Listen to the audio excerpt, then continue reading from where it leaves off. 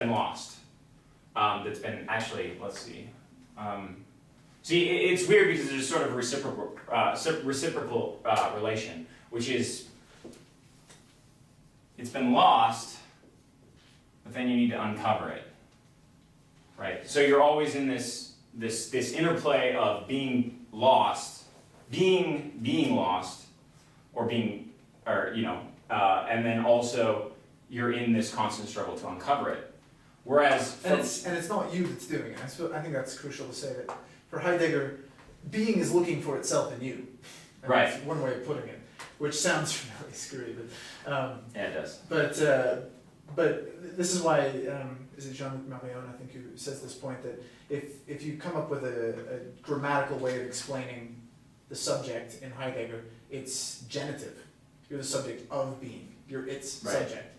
Being is trying to think itself in you. Right, and of course, which is why it ends up circular. Right, and of course, part of the thing is, I mean, this goes back to Heidegger's long discussion on whether being is first a noun or a verb. Right. And of course, the answer is it's neither. Right, it's the very genitive process out of which both come to be. So, I mean, there's this sort of circularity, or rather, actually, there's this cut. There's this sort of wall in which you can't get by. This first sort of fallenness, right? So, but this cut, let's see, so maybe there's also a cut here. This cut makes you forget that you're lost, or that being is lost, right? It's this covering of the loss. So this happens, and then you have this search for being. For Badiou, you have a consistency, which is also going to be a sort of being. I'm trying to decide whether it should have capital B, but whatever, we'll just leave it like that. Yeah, actually, no, this doesn't even make sense. But rather that being is subtracted out of it, so that going back to what Joe said, is there's this cut whereby being, in its very being, cut from the consistency of beings, yields the consistency.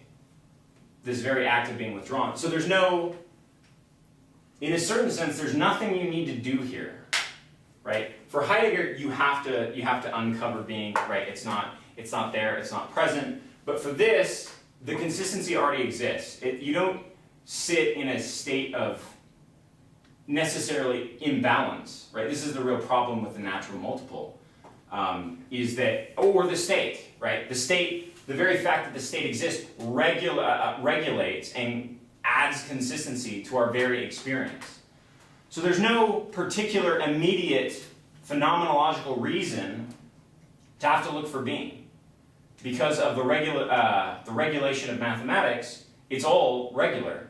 It's only in exceptional situations that it becomes apparent to us that mathematics is not a radical consistency.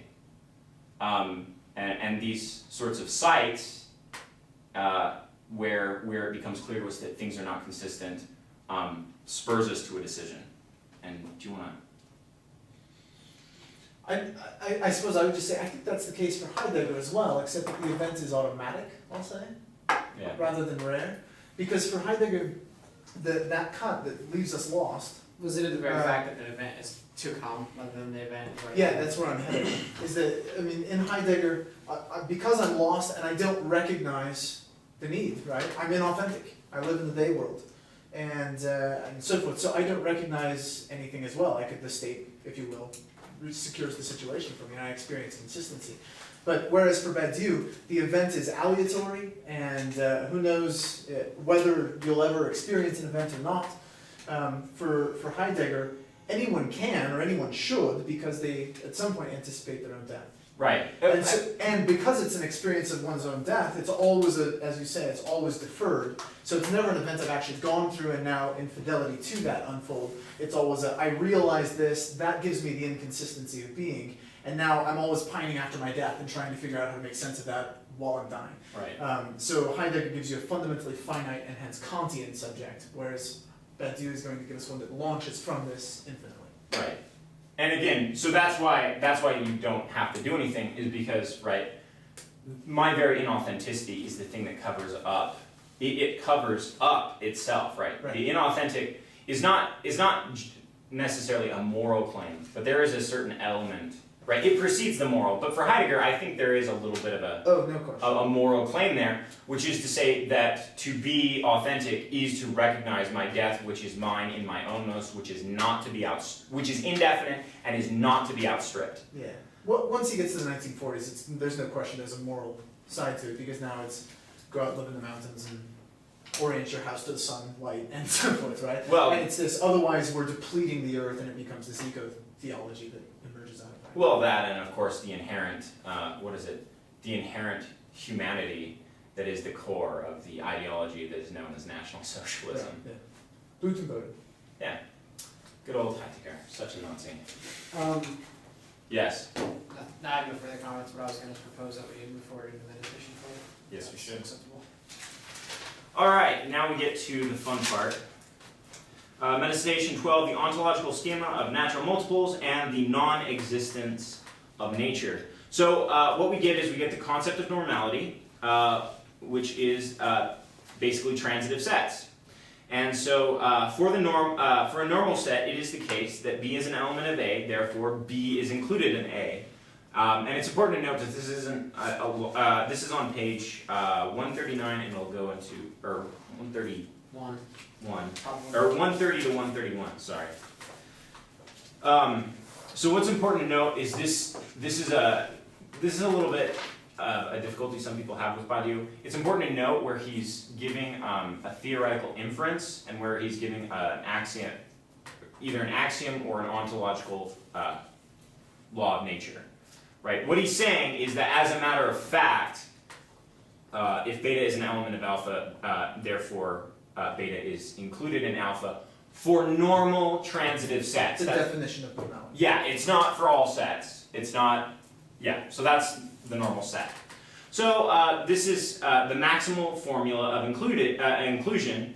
However, the question remains, does a transitive set exist? So we can posit there's this transitive set definitionally, but again, because we're not asserting it, the only thing that we assert as such is the void, we need to answer, well, does this set actually exist?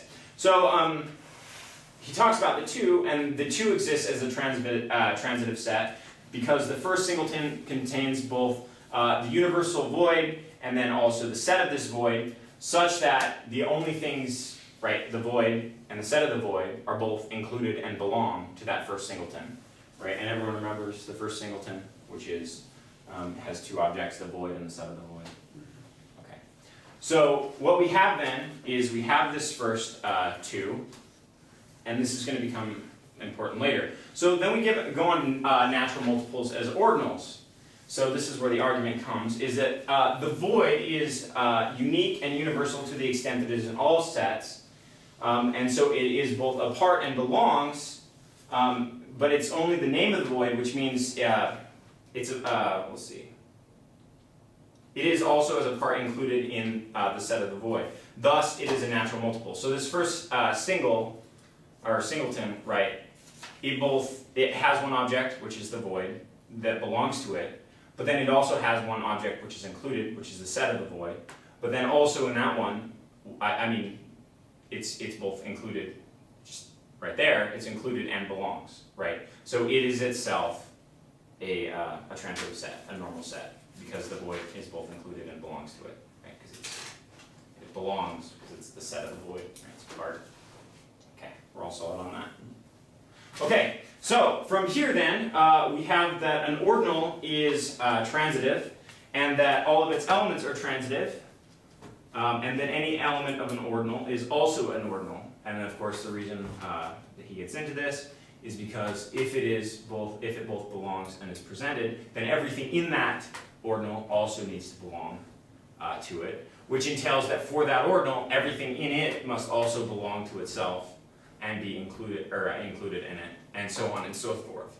So again, every ordinal, so we have the concept of ordinality, which is normality, which includes and belongs, ordinality, which is every set inside of it is included and belongs, and then transitivity, which is that the properties of the larger set are also the property of the smaller sets.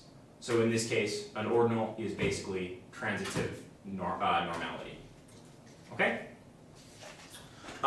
So in any case, now we can start talking about nature, in which the ordinal is the thing that structures and regulates nature.